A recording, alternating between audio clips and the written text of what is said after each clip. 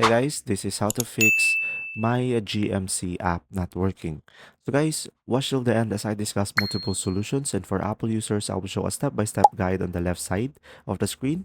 So first one is just simply go to the Google Play Store, and after that just simply go for the search at the bottom and go for the top and just search for the application. And after that just simply tap on the app, and when there is an update, instead of open, you should be able to see here update and make sure you are running the latest version of the app for this solution, and just simply tap on the three dots on the top right and make sure to enable the auto update. Now for the second solution, just simply go to the settings into your device and just simply go for the apps, and after that just simply go for the application over here guys, my GMC, and tap on it.